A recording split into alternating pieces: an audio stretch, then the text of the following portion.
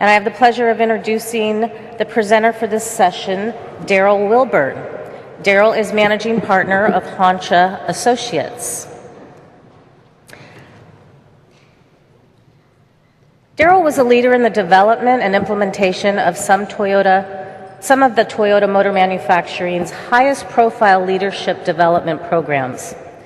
Darril led the Toyota Way 2001 implementation at Toyota's largest manufacturing plant in North America. Darril worked with the Toyota Institute in Japan to develop the Toyota business practice, leading the global pilot of this program as well as the North American senior executive sessions. While at Toyota, Darril studied the Toyota production system as a student of OMDD, Toyota's internal sensei group.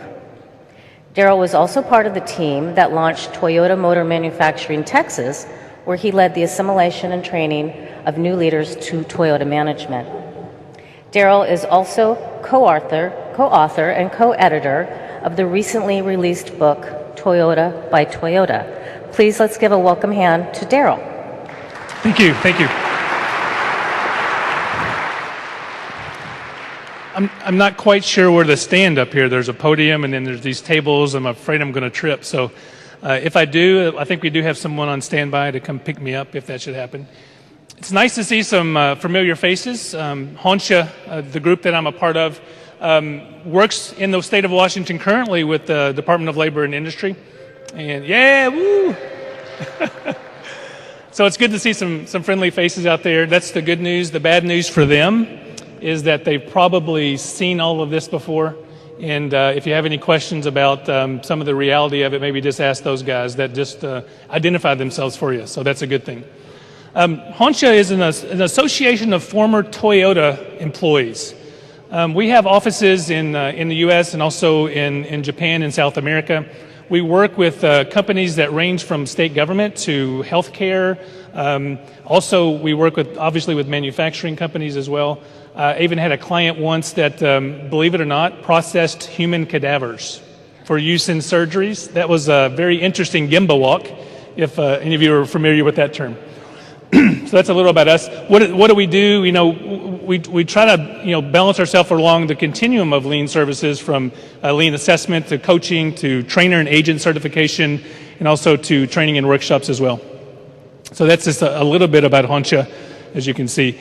Sammy Obara, who is also out at our table, we put together a book over the past few months called Toyota by Toyota, which was not our choice of titles. The publisher thought that would be a good title. And this is the #1 bestseller in the Wilburn and the Obara household. I don't know about anywhere else, but I have a lot of these books under my desk at home. So we also have a coupon code from the publisher as well. So a little bit about I mentioned Sammy's out there too. Anybody get a chance to play with the nails? Yeah. So I'm rethinking my strategy. I don't know how smart it was to come here and humiliate people with the nail puzzle.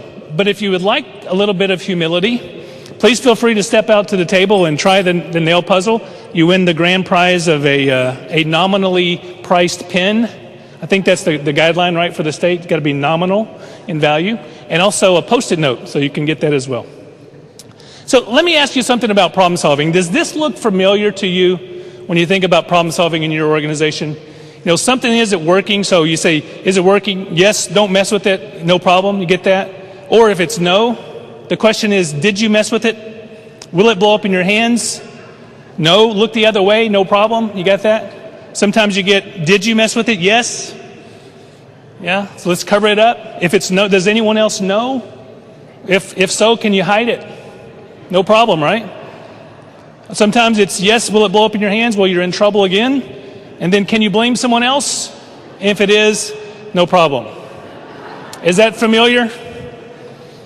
Now, from a lean perspective, we love problems. So this wouldn't really go well in our environment. So I want to tell you a little story today about in my time at Toyota, we came to this realization that we had possibly gone a little too fast in some of our activities and in our growth around the world. And so we had to do some recalibration, and one part of that recalibration we called the Toyota Way 2001, which I'll show you a little bit of that. And then we also said we have to show what we know, and that became our Toyota business practice, which is the opposite of this conventional problem solving. So just to make sure that we're clear on terminology, we're going to talk today about PDCA, and if you think about, well, what is that? It's basically plan, do, check, act, or some people use adjust for the last A. It is not very sexy. It's not very complicated. It's very simple. And it's one of the things we try to do, is to take something that can be made complicated and really make it simple. It's about PDCA. Your doctor does PDCA. When you go to the doctor, you have some symptoms. They try to understand what the symptoms are, give you some diagnosis and a plan, put the plan in place, check and see if they were right, and then adjust if not. Hopefully we're still alive at that point, and we have that opportunity. But this is a real basic methodology and a real basic thinking way. But we also try to think of it as not just a method for solving problems, but as a kind of a flywheel that constantly turns in our brains of our leadership, but also our workers and employees. PDCA, again, simple, easy to understand. But when we think about the simplicity of it, we also know, those of you who have tried to implement, it's hard to make that wheel turn around.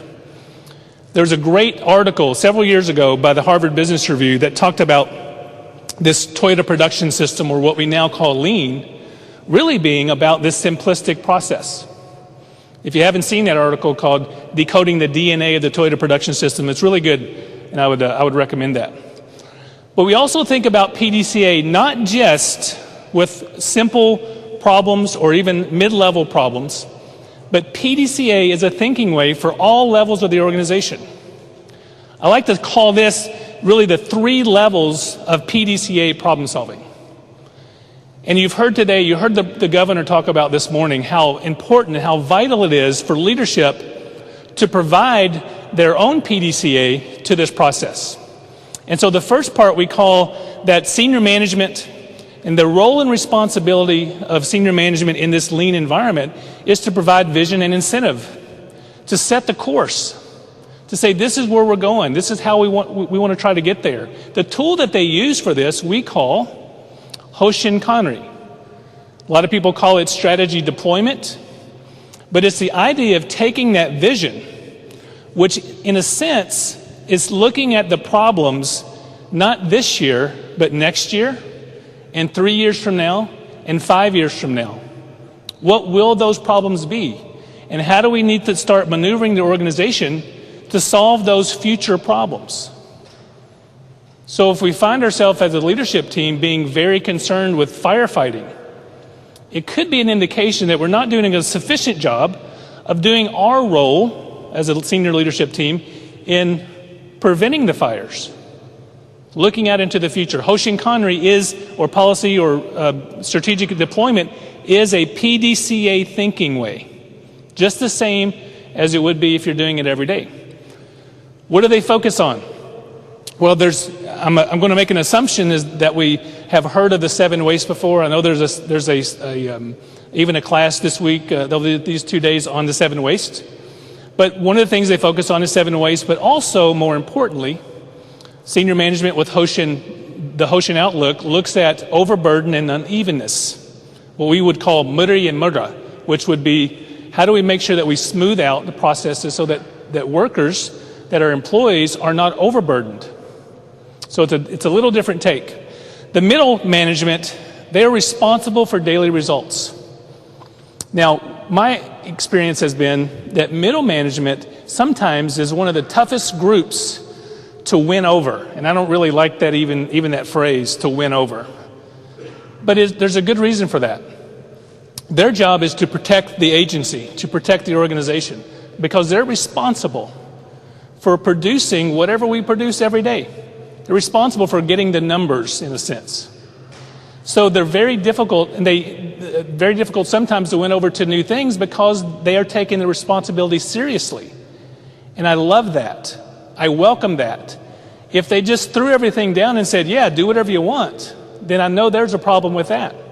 So middle management says, my job is to produce. So the tools that they use from a lean perspective, from a PDCA perspective, we would say are the A3 method, which we'll show you in just a second, A3 PDCA, and also visual management.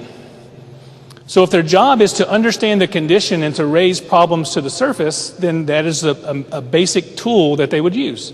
A3 PDCA, visual management. And they focus on the same types of waste: overburden, unevenness, and also the 7 types of waste. For the frontline worker, we say, well, what is their responsibility? Well, we produce results every day. What tools do we have at our disposal from a lean perspective to make that happen? Kaizen is our improvement methodology. Standardized work is our way to understand our condition. How are we doing? Are we ahead? Are we behind? Are we pleasing the customer? Are we not pleasing the customer? And if I have those 2 things in place, I have a vehicle then to solve problems for frontline, and I also have a way to understand my ahead-behind nature. What do they focus on? Frontline, we say focus on the 7 wastes. So PDCA is not just about one level of the organization.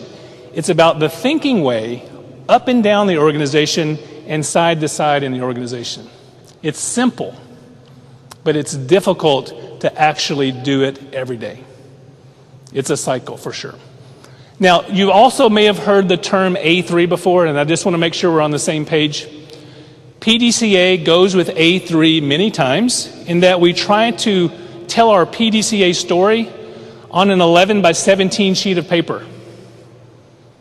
Not because we're cruel and sadistic.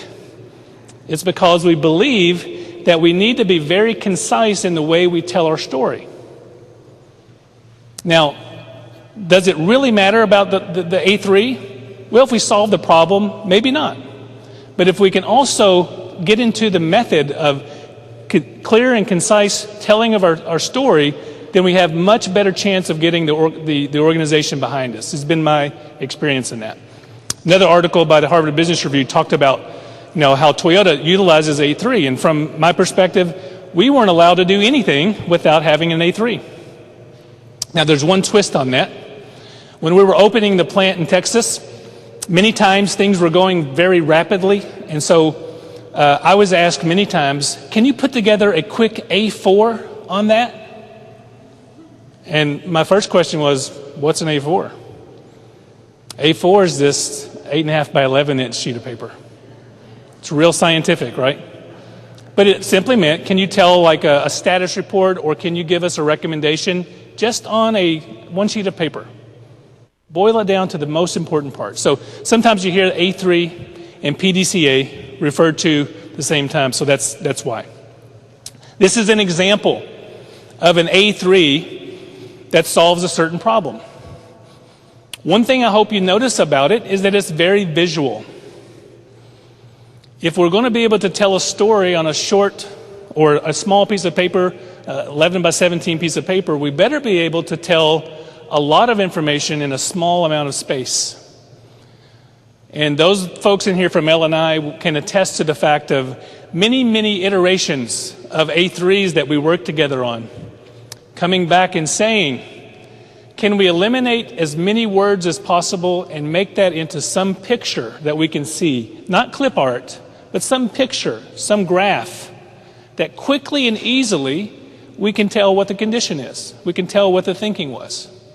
This is an example of that kind of thing. So you can see how we work with data, we try to get the data to tell the story, and we try to present that as an example. I titled part of this presentation, The Revisiting of PDCA. And you might ask, well, why do we need to revisit it? And it's really more about the internal story I started to tell you earlier. In Toyota, we came to that point where we started noticing that people were trying to, in a sense, solve world hunger with their PDCA, with their A3, trying to solve world hunger on one sheet of paper. And as a result, they were trying to cram the smallest of small graphs and the most micro font you could possibly imagine onto one sheet of paper, which really destroyed the message. and wasn't the essence of what we were trying to do. So we took a step back and said, let's really look at what's working well with PDCA and what's not. One of my parts of that was I did a survey of all the North American operations and looked at what PDCA methodologies they were using at the time. And even within a company that prides itself on standardization, there was something like 16 different variations of PDCA being taught within the Toyota group. We thought that was a problem, that we wanted to have a common methodology that was also very flexible in the problems that it could solve. So not just manufacturing problems, but problems in sales, problems in marketing, problems in research and development, also problems in administration, in HR. So we boiled it down to a methodology that helped us in all those areas and made sure that that was spread across the world. And it was an amazing sight to see. Even today, you can go to any plant in the world and see this methodology. Even if you don't speak the language, you can follow the method because it's become the standard. So that's one of the reasons we wanted to revisit. We were doing too much. We wanted to align with the values. We wanted to focus on some key areas that we felt like weren't working well, that people just didn't get the essence of. And I'll share that with you. We wanted to have more of an emphasis on process, not just the result that we were looking at. We wanted to be able to compare those two and say, okay, did we get what we wanted? How did we get what we wanted? Can we repeat it? Can we teach it to other people? Are we developing ourselves?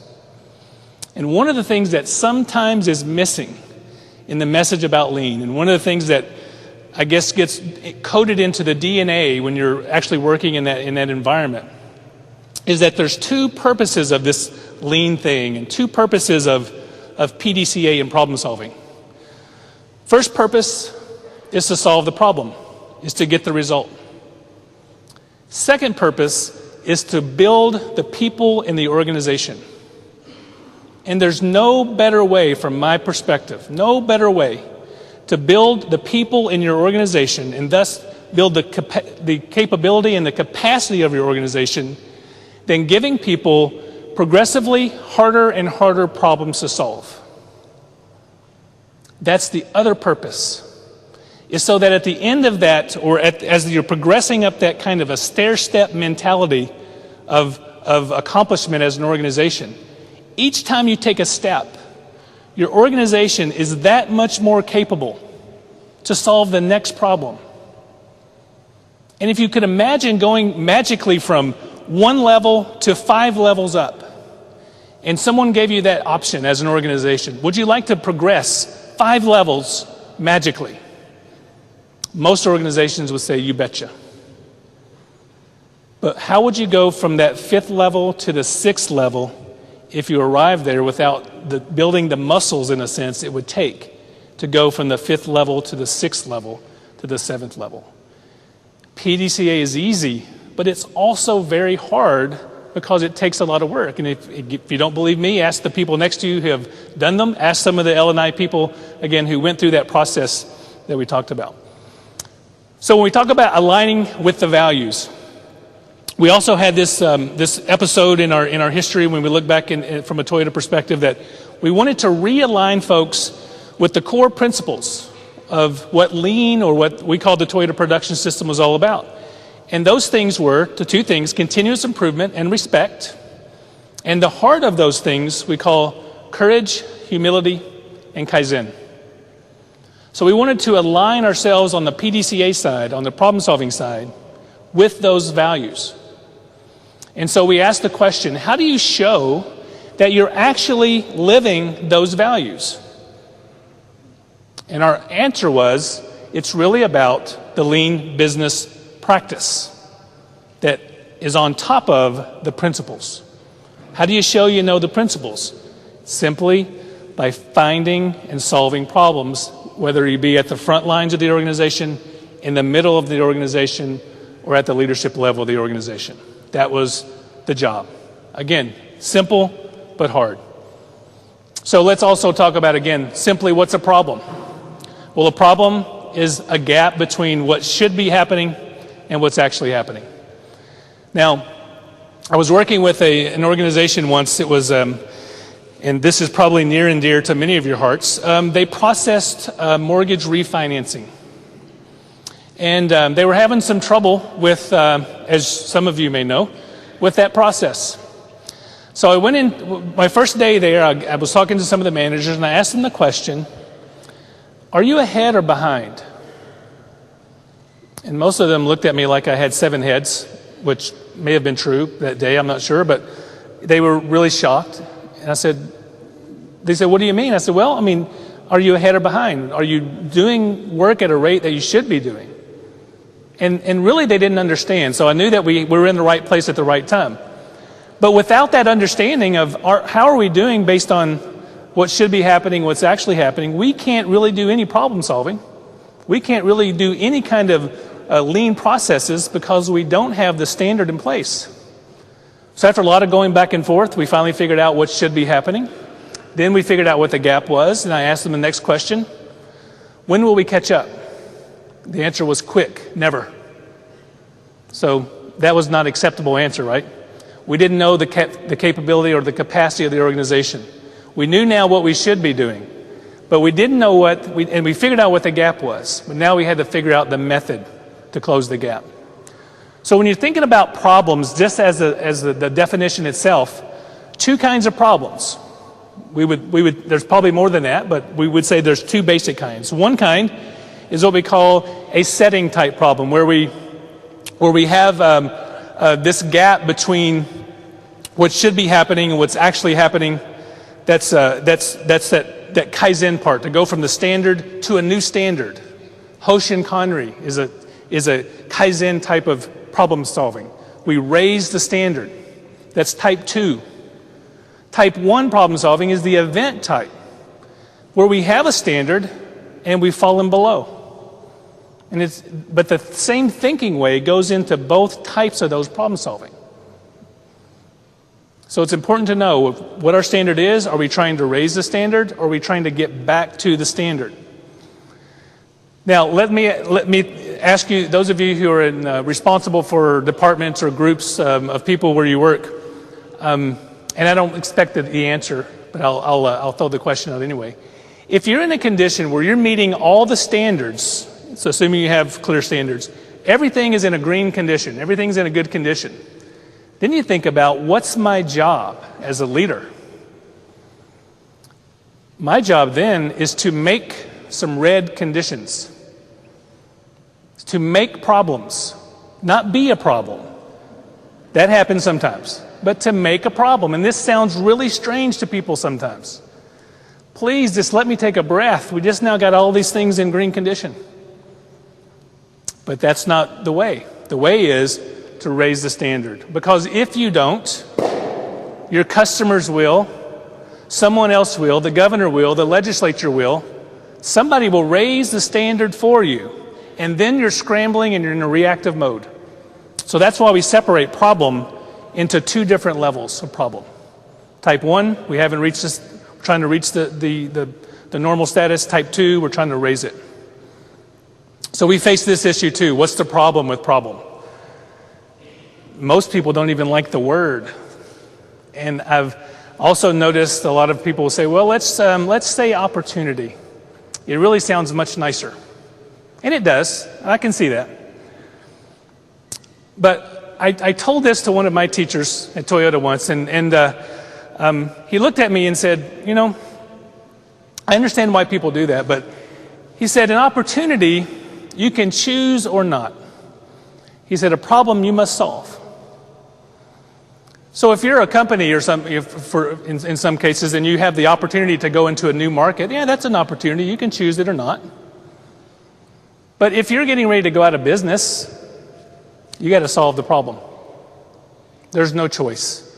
So I like to train and talk to the groups I work with and try to get rid of the problem with the word problem. And from a lean perspective, we love problems.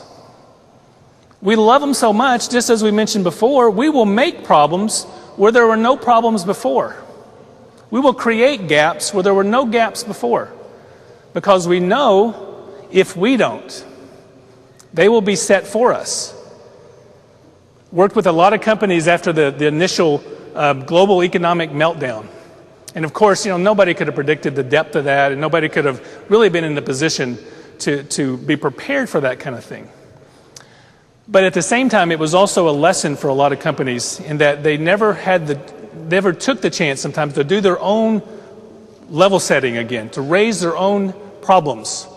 And they were beset by this huge problem and didn't have the capacity to solve it.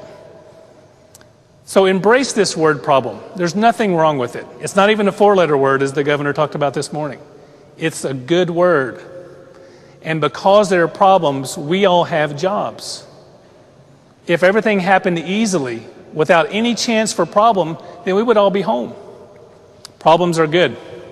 So let me ask you this. Can you solve world hunger? I want you to take about 1 minute and just talk to somebody next to you and exchange a couple of ideas on what you would do first to solve the world hunger problem. Take 1 minute, go.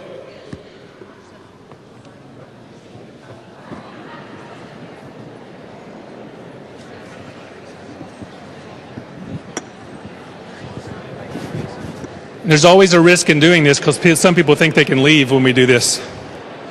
Close the doors.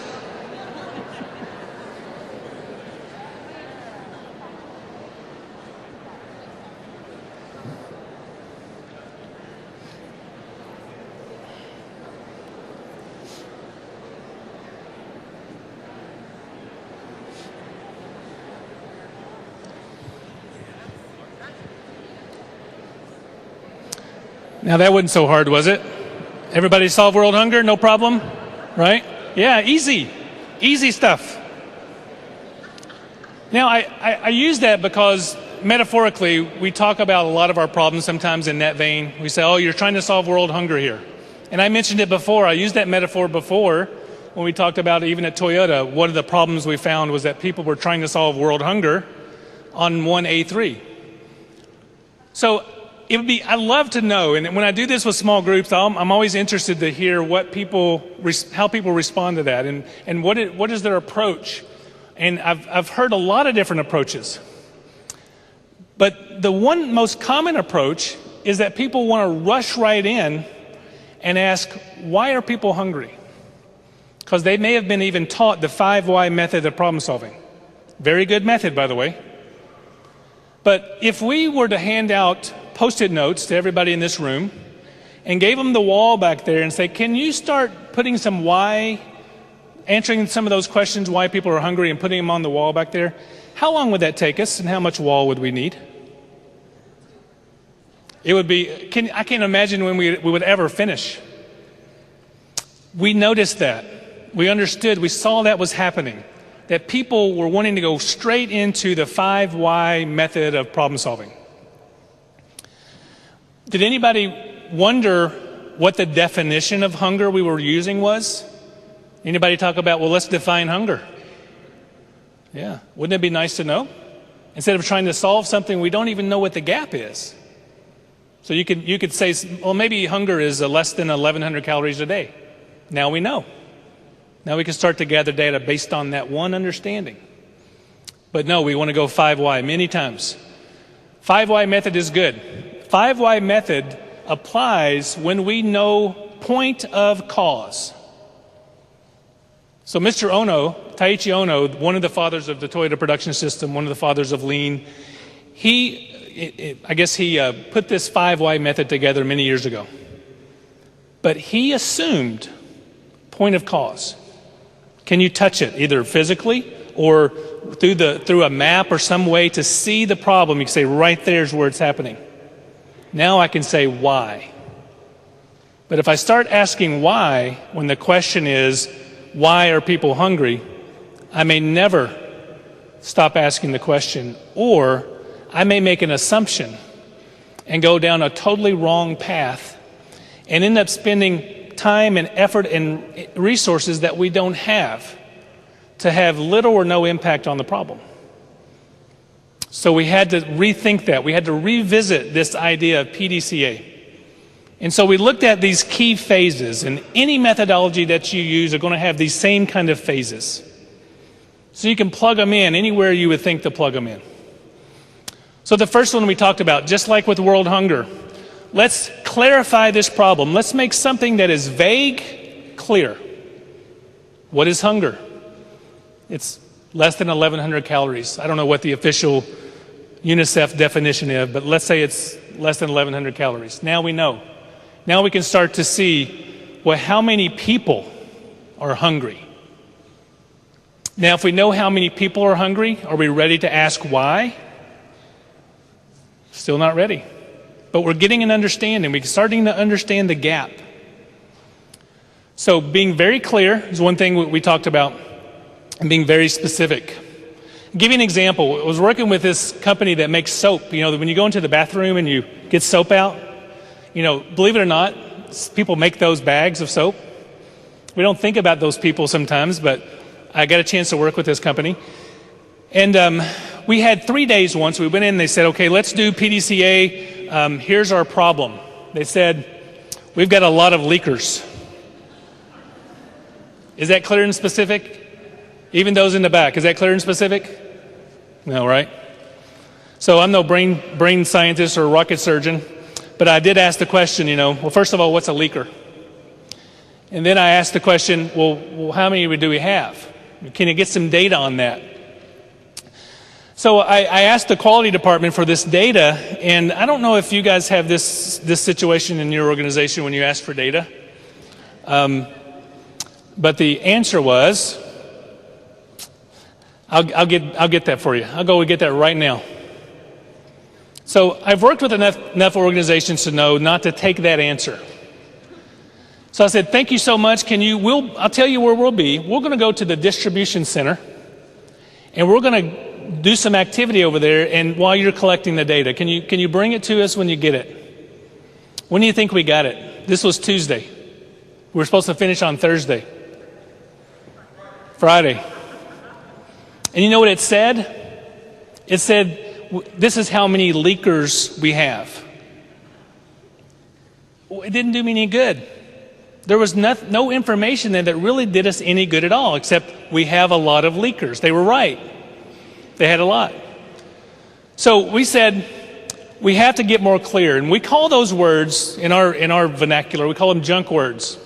And a junk word is any kind of question or any kind of part of that initial statement that doesn't have any clarity around it. And the big problem with this is that it sets up a barrier to commitment with a lot of the folks you're trying to work with. Because if I'm trying to get some folks together to work on leakers, and I say, we got a lot of them.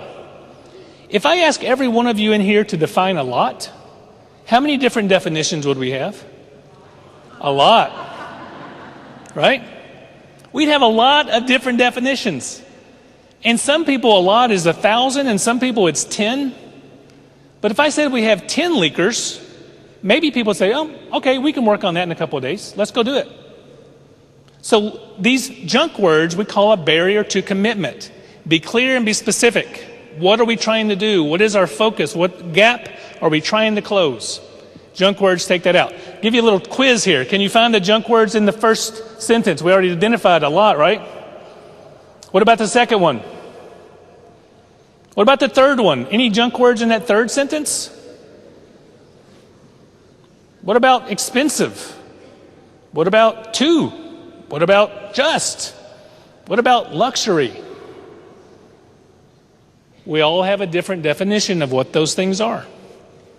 Very old, extremely heavy, far. How far is it? Is it blocks? If you've ever been to New York City, you know that in one direction, 3 blocks is not that hard. In the other direction, you'll be walking a long time. There's a junk word, right? A long time. You'll be walking 10 minutes and 37 seconds. How's that? But we got to get to the point where we clear out these junk words. Even in our meetings, when people are trying to discuss problems, they use these words. Ask for clarity. What is the clear definition of what we're shooting for? So that's the first phase. Let me give you a couple of visuals for this work we did in the distribution center when we couldn't get the data. We went to the distribution center itself, and we looked for every container in that entire distribution center that had a leaker in it. And you could kind of see the picture in the top left hand. When one bag would leak, it would contaminate sometimes 10 or 20 or 30 cases or cartons of these packages here. So one could mean a lot of cost. So we grasped the situation. We went over there, we counted every one of them. Now, Mr. Ono, I told you about before, he had this saying about, sometimes you have to get your hands dirty when you solve a problem. So we were trying to be cute, and we changed that a little bit because we were dealing with soap. Some of you are finishing the sentence already, right? Sometimes you got to get your hands really clean to solve a problem. So we looked at each one of these. We took every one of them apart. We gathered our own data. We took that data and started to make some sense out of it. But the key message around that first step is don't wait. Sometimes you got to gather your own data. Sometimes you got to sit down and understand the process and sit next to the people who are doing it and gather the data yourself. Second part we wanted to focus on was refocus on this idea of problem breakdown. World hunger is huge. So we've got to ask different questions, not just why people are hungry. We've got to ask different questions in order to break that problem to a different level. Now, anybody ever seen one of these broccoli farms? You got any of these in Washington State? Like this? Most people don't realize that broccoli grows on these enormous trees and you just kind of break it down into smaller chunks, into the chunk you finally get in the produce section. We use this analogy, and I've started to listen to a lot of our students, and they just use the word broccoli and breaking the broccoli down so many times. And I think it's appropriate because if you take a big stalk of broccoli, next time you look at it, take one of those branches off and compare the two. The big chunk that it came from and that chunk looks very similar. Take another chunk off the smaller one and set it next to it and start to compare all three. They look very similar. If you get a little microscope, you can start to see all the similarities. And then take another chunk and another chunk and another chunk until you get down to this little bitty small piece of broccoli that looks very similar to that very large piece of broccoli. And this is where people lose patience. They want to eat the whole broccoli now. They want to choke on it. And some of us don't even like broccoli. And we want to eat it. Sometimes it's better with a little cheese, by the way. But if we have that small piece of broccoli and we can solve that small piece of broccoli, we can learn a tremendous amount about all those other pieces of broccoli up to the large one. But we don't trust that process enough. We want the whole thing and we want it now. Instead of taking the breakdown, solving the smaller chunk, we do two things. We build our capacity, we build our problem-solving muscles so we can solve bigger problems in the future. Plus, we learn a tremendous amount about that bigger problem. Think about that from the aspect of world hunger. If I break world hunger down into all these smaller subsections, and I solve some small subsection of this world hunger problem, that went from we have a big vague problem down to maybe we ask the breakdown questions, we get down to the smaller part of a village somewhere that's hungry.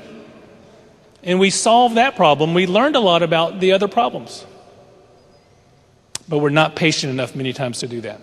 So graphically, it might look like this, world hunger being that large, vague problem.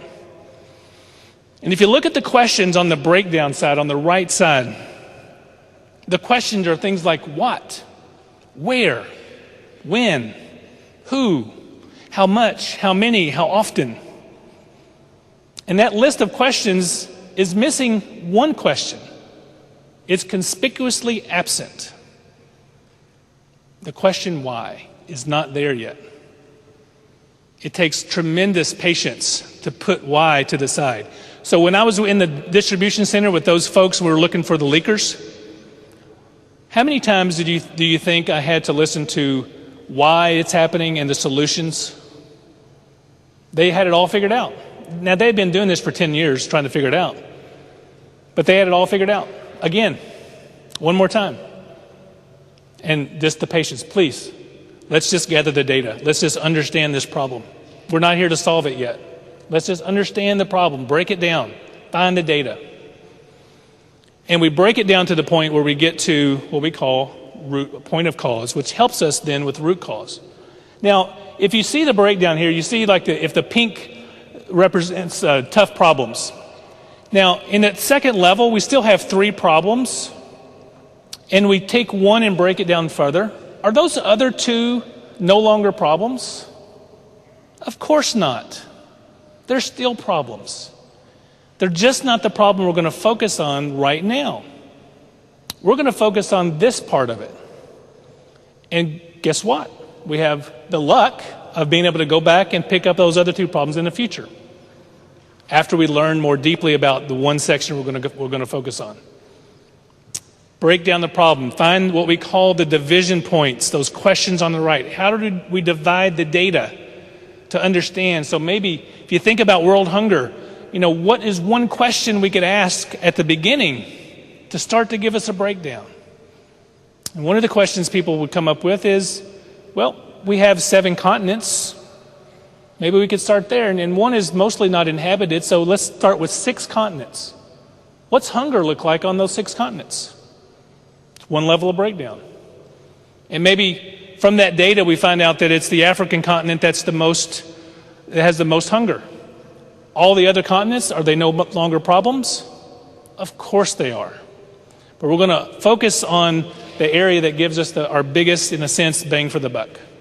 And we start to break it down by region again. So where are people hungry? And if I ask the question, who's hungry? We could break it down in so many different ways. We could break it down by age group. We could break it down by gender. We could break it down by so many different ways. Till we get down to the point where we figure out that children that are 5 and under that live in this region of sub-Saharan Africa have less than 1,100 calories to eat in the fall of the year after the harvest. It's much different than world hunger. But if we learn how to solve that problem, we could have a huge impact on world hunger. But it's got to be broken down. In our work in the distribution center, we did that. We gathered all the data. We made a map of like the front of the bag and the back of the bag, and we just made a little check mark. We used the most simple tools. Let's make a check mark. We found out about 60% of all the leakers happen in where that little nozzle came out. There's a little weld around that nozzle. So we said, this is promising. Let's understand more deeply what we have here. We also looked at by date, by machine, by operator, to understand deeply about this problem. Yet, we still hadn't solved it. Now, we also have the transactional side of lean, which most of us are involved in, which would be more the administrative side. And this is an example of someone who took a large, vague problem in the mortgage company I was mentioning earlier and understood by mapping out the process and seeing the flow and gathering the data at different parts of that process where they got down to the point where they could see what points of the process were most challenging. And they wanted to focus right on that one area, what they thought was the point of cause. So it doesn't matter whether you're in a transactional environment, administrative environment like that, or whether you're in a manufacturing environment. If it's a flow and a process and a customer, then the process works. PDCA, simple. Now, this next part was a little controversial, and it still is. As controversial as PDCA can be, I don't know, it's not going to make the headlines or, be on Entertainment Tonight or anything, but, it's still for us, it was controversial. Because now we're going to set a target. And people would say, well, didn't we set the target already? It was to solve world hunger. And then the answer is no. We did a lot of work to break it down. Now we want to look at how do we solve the problem of, for example, getting the crop in the ground in 2 weeks instead of 4 weeks in this one village. So we look at now we want to set the target based on that, not on world hunger again, so we can have an impact. But in our target setting, we want to be very specific and clear again. Do what? To what? How much by when? Reduce the time it takes to plant the crop from 4 weeks to 2 weeks by the end of December 2012. Simple. But yet, many times, we have to go back and forth to make sure that it's very clear. So in our target setting, when we found the weld where the problem was, so instead of saying we're going to eliminate leakers, we said we're going to eliminate leakers caused by the weld seam by the end of the week. Much different than it was before. In a transactional setting, you can see things look like this: to increase capacity, to hit the goal in the EOQ2 from 16% to 50% by some date. Same thinking way. Whether you're making something, or you're making decisions, or you're making things in a transactional environment. What this allowed us to do, this is part of the revisiting, is to have a much more focused root cause analysis. So instead of having world hunger as our problem, the root cause, and say why, now we're saying, why is this village, kids 5 and under? In the leakers, we're saying, why do we have leakers on this part of the bag? So we have a much different way to look at it. So for the example I was showing you on the leaker part, we gathered our data, we did a quick root cause analysis, look at the possibilities, we did our why. We actually found the point on the machine where the bag went together with the weld. And as you can see there, we found that there was one part that had been overused and not been changed out. On the left side is the new part, on the right side is the old part. And even if you look closer at that, one side of it was a little more worn than the other. And therefore, there was one part of the seam that leaked more often. So we did a lot of work, a lot of picking up of boxes, a lot of going through these nasty, if soap can be nasty, but it was pretty nasty if you just got your hands in it all day. And we found the point of cause in 2.5 days. They'd been working on this problem for months and months, and in some cases years. But because we had a disciplined process, we were able to take a chunk of that, not the whole thing, and find the point of cause. Now, any of you ever have this happen in your organization? Is that common? We call that the 5 who's to get the root blame. You know, sometimes it turns into that. But if we look process and just try to figure out what the problem is, we get more like even in this transactional environment, where the person looked at the point of cause, did their whys, as you can see, why did it happen, why, and then they get to what they think is root cause. And even some of you can see even the one right below the top line, the second line, it didn't go out to root cause. They eliminated that as a possibility. But they stay true to the process. Why, root cause. Now, are they geniuses and they know exactly what the root cause is and no other work needs to be done? Absolutely not. It's a scientific method. They think this is root cause. Now what do they have to actually do? Put some countermeasures in place to actually see if they were right. We don't know we're right. We think we're right. We've done a lot of work to understand, but we're going to keep on going. So we go and we implement our countermeasures. We figure out what the cause is. And then ultimately we have to check both our process and our results. From not only the agency viewpoint, from the customer's viewpoint, from your own viewpoint, did you get developed as an individual? Did the agency close their gap? And did the customer ultimately get what they wanted? And from a lean perspective, we use the word customer to mean simply the next step in the process, not necessarily the end user. But who gets something from me? Do they get what they need, when they need it, in the amount that they need? That is my customer. We did that with our project in the distribution center. We looked at what went well, what didn't go so well. Did we have the right people involved? Did we close the gap? Did the people feel like they were developed? And there was a sense of energy at the end of this process that people, first of all, were absolutely shocked. Their mouths were kind of falling open. Oh my gosh, I can't believe we solved a chunk of this problem in 2 days, in 3 days. So there was a lot of spirit of really wanting to keep going, really wanting to try the next one. And so we got the one well taken care of. What about the other leakers? How do we solve that? It's the same method. So why do we want to check both results and process? And I've used this little 2x2 many times with many companies. I was working with a private equity company once and I showed them this. I said, what's most important, process or results? What do you think their answer was? Results. They didn't want to see anything else. We want results. That was 5 years ago. I'm still working with that private equity company.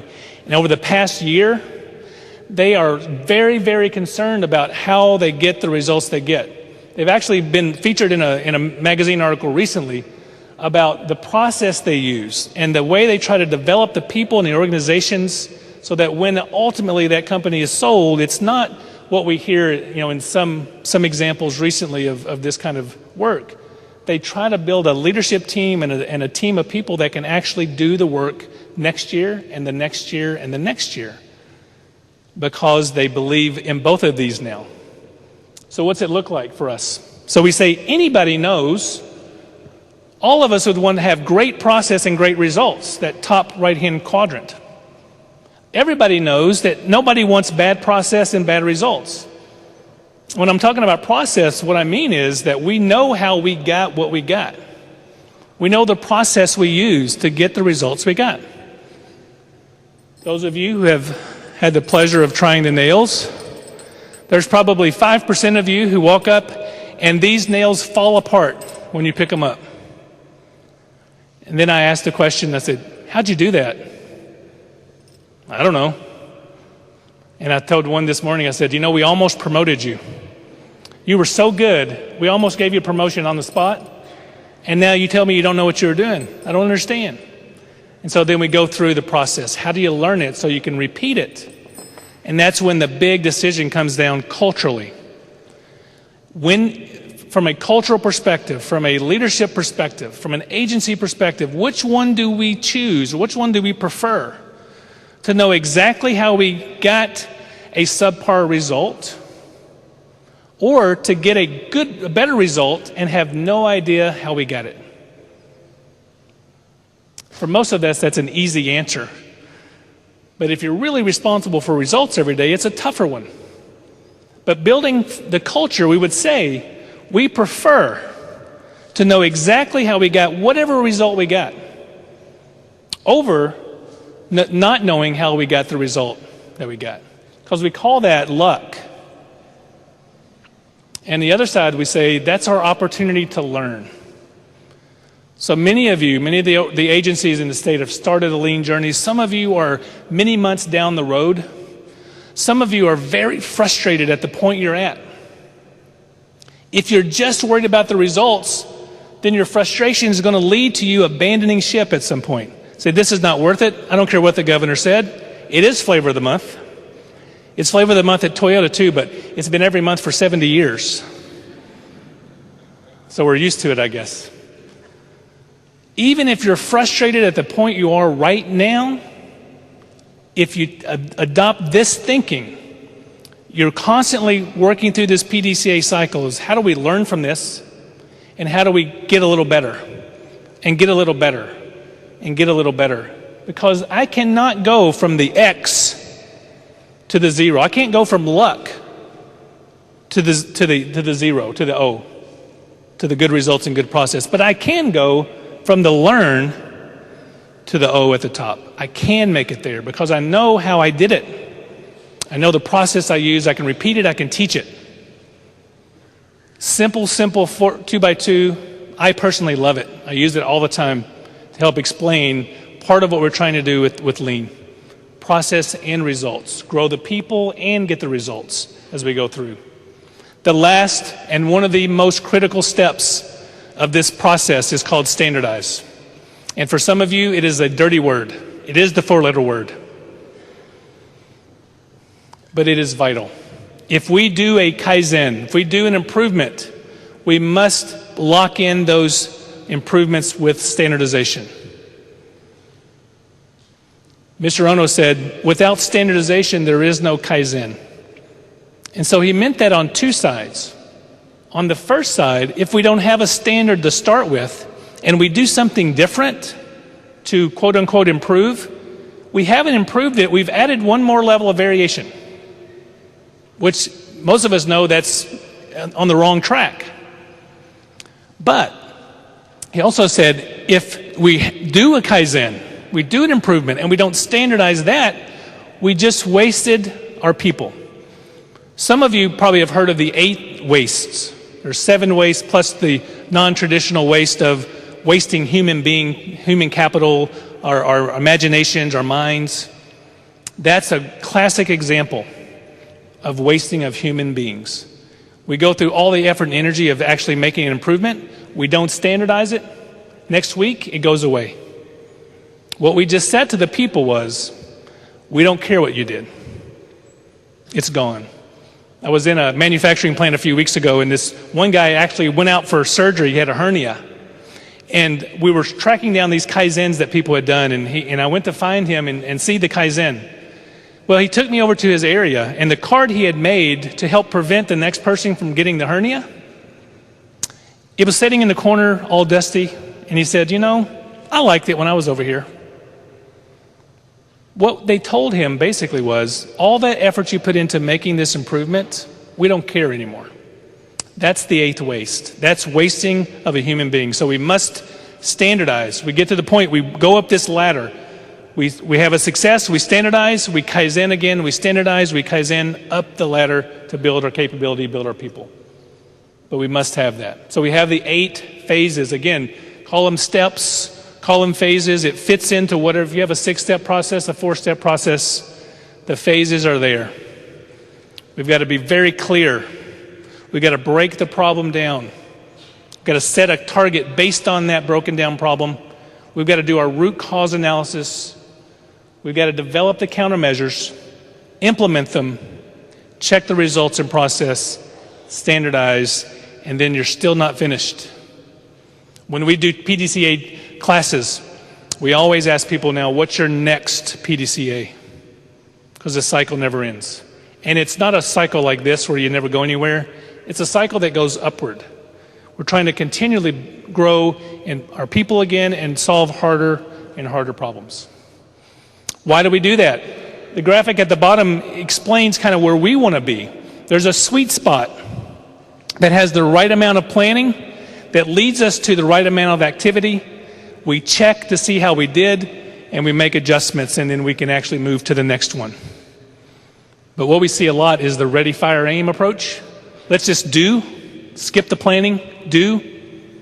Then we check it, it goes on forever, and then maybe it just fades away. That's what we call flavor of the month. It fades away. And then we look for the next thing. Part of this is, and I've noticed this especially in this part of the country, there's an affinity for nature, and there's an affinity for natural things, and part of this idea comes from this affinity for nature. An idea we would consider to be a sacred thing, like a tree. So we even have a term we call nimiwashi. It says prepare the soil.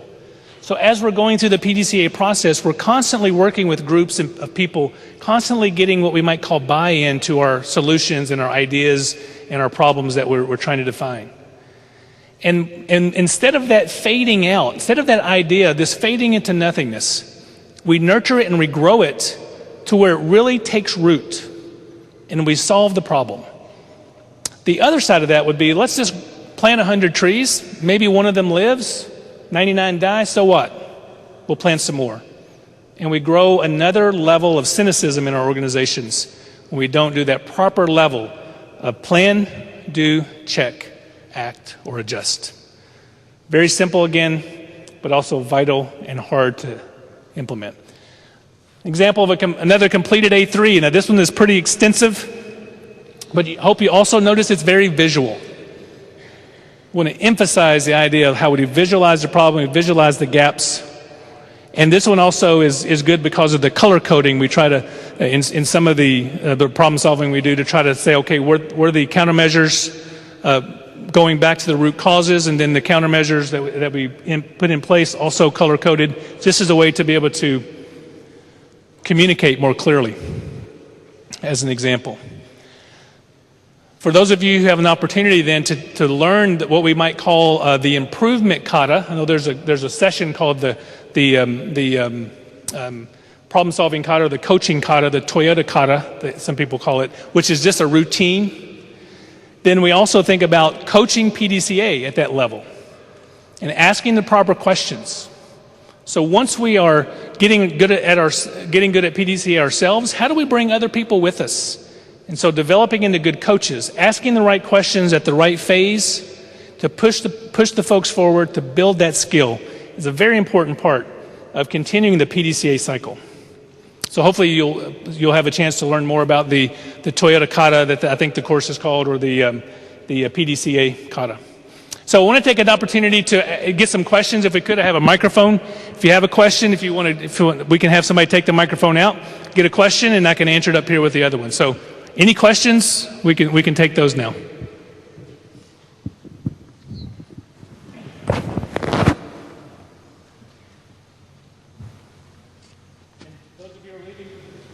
Those that are leaving, nice to meet you.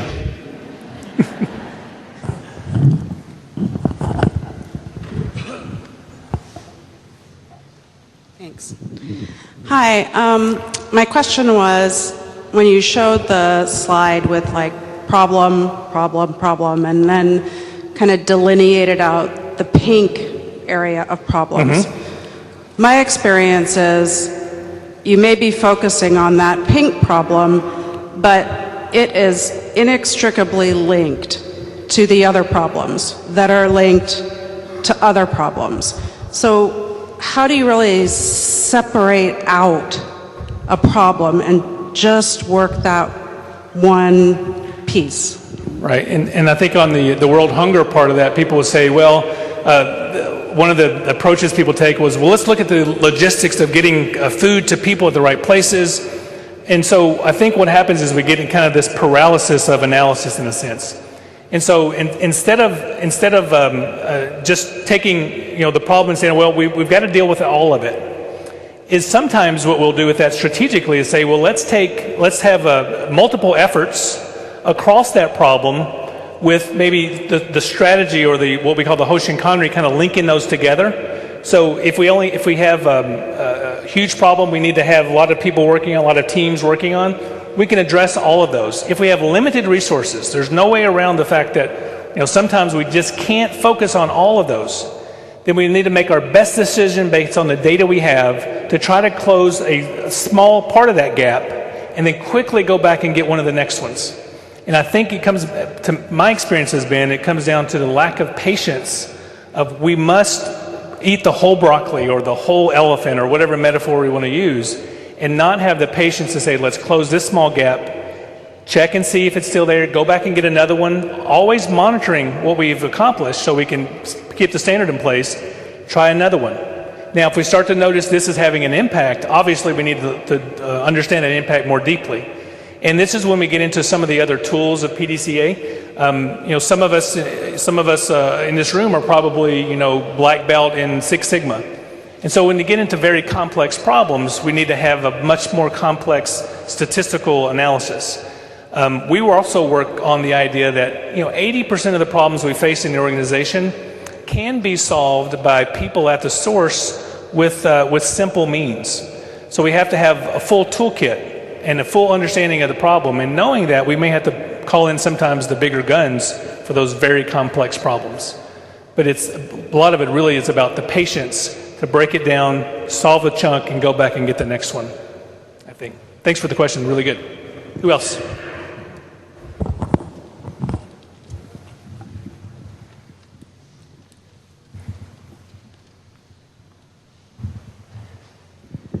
You just mentioned about small problems and big problems. So what I've noticed is this is a great process, but what about small problems, and what about them being solved at the lowest level? Sometimes they can be solved at the lowest level, but when do you choose to plug in the more formal process? Yeah, and we call that process at the frontline level what we call Kaizen Teian, which has a couple of different purposes. One is to solve small problems, and the other is to gain a high level of involvement and engagement of the workforce based on the belief that people with simple methods at the source can solve problems. Now, at some point when we have a difficulty touching the point of cause, whether that be within a system or whether it be actually like the leakers being able to touch it, then if we can't do that, if we have layers above what we call the point of cause, it takes more analysis. Now, there's no definite formula for that. But just generically speaking, we say, if I can touch point of cause, I can do 5 whys. If I can't touch point of cause, I have to ask where and when and how much and how many in order to understand and analyze that problem a little bit more so I can eventually get to that point. But when we're talking about Kaizen Tian, we're talking about people who are working with the process every day. And once they're trained to understand and see waste, many times they can say, oh, I can touch point of cause, why, countermeasure quickly, and I have what I call a Kaizen. I standardize that in place as well. So it's an art and science, but once you get into the mode of understanding where point of cause is, then it may lead you to more, and again, we showed the 3 levels of problem solving, right? When in reality, there's, countless levels. And they when you're close to the line, it's easier. But when you're far close to the line, it's harder. When you're far from that line, it's easy. But the more we practice it, and the more we do our own check and adjust on our process, the more we know that if we got the right amount of analysis, or if we should have handled that with just a quick, easy Kaizen. And I can, I'm thinking as I'm saying this, a couple of examples where people have presented. I want to do PDCA on this. I want to do an A3. And really, you could put a solution in place because you can see point of cause. Why do an A3 when it's really simple and easy right in front? And if we're wrong, the worst thing that can happen is we go back and we do more analysis. So hope that helps a little bit. Good. I'm Eva Fasthorst from LNI, and I did an A3. And when I first looked at it, it was just a blank page. And so as a question for you, what would you advise when I do a second one? Do I put too much on there? Do I put too little? Do I try to put medium? And you say it's visual. I had some visual on there, but I think some were a lot and some wasn't. So what is your advice for a good A3? Yeah, and I'm looking for some of my other LNI friends in here, like Roy over there. First, let me tell you a little story about when I was learning to do this. And I actually was out of the plant once, and I was in some other location, and somebody called me and said, "Hey, Darril, can you put together an A3 real quick on the status of this thing where we're putting in place and make it visual?" Okay, I was pretty new to the process, and so I got on my computer and I filled this document with a bunch of clip art, and I think they're still laughing about that now. And I remember my teacher, my sensei, my teacher, my boss, he said, "Oh, Darril-san, really? This is not visual. This is clip art. Let me show you." So he taught me what he meant by visual. So the key point there is, I think, is having, when you're new at this, and the folks that I worked with at LNI, and Roy can attest to this, maybe 27 iterations back and forth. So find somebody within LNI who has some experience and get some coaching, step-by-step coaching. And I have another friend, he may be in this room, I don't know, but he sent me his A3 once. He said, "This is good." He finished it. He sent it all the way from step 1 to step 8. And I looked at the problem, and my first question was, "What's the problem?" I didn't finish reading it. I sent it back to him and said, "I could have saved you a lot of time. What problem are you trying to solve here?" Not sure. It was beautiful. It had a lot of pictures on it, a lot of graphs and charts and data, but we didn't know what problem it was. So find somebody who has some experience, get some coaching. I personally served that function, even now unofficially for a lot of the students that I had. And one thing I learned the hard way, I guess, was when someone gives you that feedback, and we've heard the cliches, feedback is a gift. And just because it's a cliche doesn't mean it's wrong. And if it's really given in the spirit of a gift, and I got a lot of gifts over my time when I was at Toyota, when I would give my A3, step-by-step direction, not finish it, step-by-step, and I would get that back with so many red marks on it. And at first it was like, it would break my heart. And then someone said, really, what that is a sign of respect. Disrespect would have been giving it back and saying, yeah, it looks good. But respect was, I'm going to take the time to really look, really understand, and really try to give feedback on this. And it goes back and forth. So we didn't go into the details of courage, humility, and Kaizen, but that's a real opportunity to practice courage, to ask for the feedback, and the humility to accept it. And that's a real key to lean, I think, from a cultural perspective, is balancing courage and humility in order to give us an opportunity to Kaizen. Good. Hope that helps. Anybody else? I think we have like 2 more minutes, so maybe one more question. Okay, it's that time, I think. So thank you guys so much. I appreciate it. I'll see you outside.